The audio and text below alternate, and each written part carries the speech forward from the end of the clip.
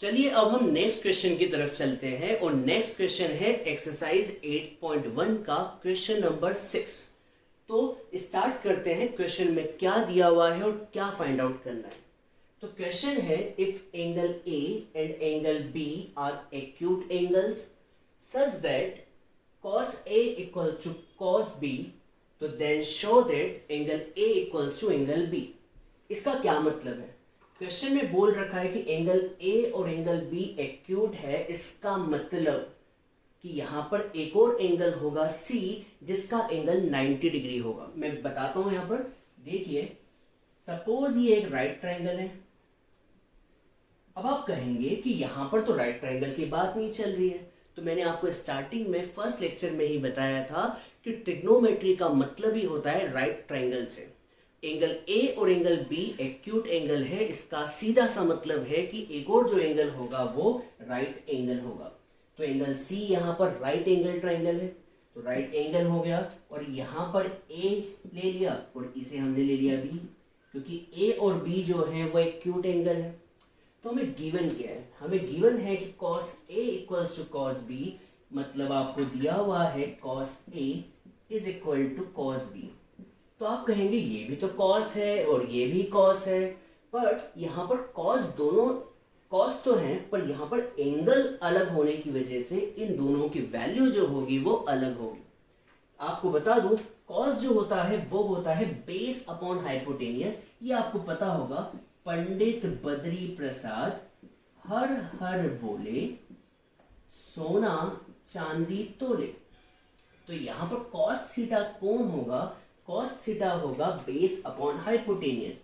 तो ये cos theta जो होगा बेस अपॉन हाइपोटेनियस, और ये भी cos थीटा है तो ये होगा बेस अपॉन हाइपोटेनियस। अब आपके मन में क्वेश्चन उठ रहा होगा, ये भी बेस अपॉन हाइपोटेनियस, ये भी बेस अपॉन हाइपोटेनियस, तो इसे कट जाना चाहिए। पर जवाब है कि इसे नहीं काट सकते, क्योंकि यहाँ पर एंगल अलग है तो यहाँ पर बेस अलग होगा, और यहाँ पर एंगल अलग है तो बेस अलग होगा। मैं फिर से बताता हूँ, देखिए यहाँ पर कभी ए एंगल की बात चल रही है तो ये परपेंडिकुलर होगा और ये बेस होगा, और ये हाइपोटेनियस तो कभी लड़ाई करता ही नहीं है, हाइपोटेनियस की जगह तो फिक्स है। तो कभी हम इस एंगल की बात करें तो बेस जो होगा ये परपेंडिकुलर होगा BC, और बेस जो होगा वो होगा AC। तो ये हो गया AC और हाइपोटेनियस हो जाएगा AB। और जब आप cos B की बात करें तो B के केस में परपेंडिकुलर होगा AC, और बेस इस बार क्या होने वाला है BC। तो यहां पर बेस जो होगा वो होगा BC और हाइपोटेनियस होगा AB। मैं फिर से समझा दूं, यहां पर बेस दोनों क्यों चेंज हुए? बेस दोनों इसलिए चेंज हुए क्योंकि एंगल चेंज हुए। आपको मैंने बताया था कि एंगल के सामने वाली साइड को परपेंडिकुलर कहते हैं। कभी आप इस एंगल को रेफरेंस ले रहे हैं तो परपेंडिकुलर होगा BC और बेस होगा AC। पर जब आप इस एंगल की बात कर रहे हैं तो एंगल के सामने वाला होता है परपेंडिकुलर और ये होगा बेस। तो बेस क्या होगा? BC। AB से AB कैंसल आउट, तो क्या बचा? बचा है AC is equal to BC। AC किसके इक्वल आ गया? BC के। AC और BC आपस में इक्वल। अब आप बता सकते हैं, एक प्रॉपर्टी है जो क्लास 9th में थी, कभी दो साइड इक्वल हैं तो उनके अपोजिट एंगल्स भी क्या होंगे? इक्वल। ये प्रॉपर्टी आपको पता होगी, एंगल्स अपोजिट टू इक्वल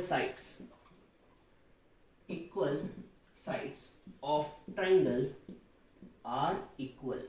ये प्रॉपर्टी आपने पढ़ी होगी कि कभी दो साइड इक्वल हो तो उनके अपोजिट एंगल्स भी क्या होंगे? इक्वल। कभी दो साइड इक्वल है तो इसके अपोजिट एंगल B है और इसका अपोजिट एंगल A है, इसलिए एंगल A किसके इक्वल होगा? एंगल B के। और हमें यही प्रूफ करना था, तो यहां पर हम लिखेंगे हैंस प्रूफ।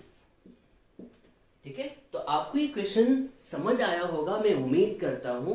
तो ये क्वेश्चन हमारा कंप्लीट हो गया, क्वेश्चन नंबर 6। और कभी आपको ये समझ नहीं आया हो तो वीडियो को एक बार और देखें और कमेंट बॉक्स में लिखें कि हमें क्या बात समझ में नहीं आई। तो सभी लोग इसका स्क्रीनशॉट ले लें। अब हम अगले क्वेश्चन में मिलेंगे जो कि होगा एक्सरसाइज 8.1 का क्वेश्चन नंबर 7। Bye bye.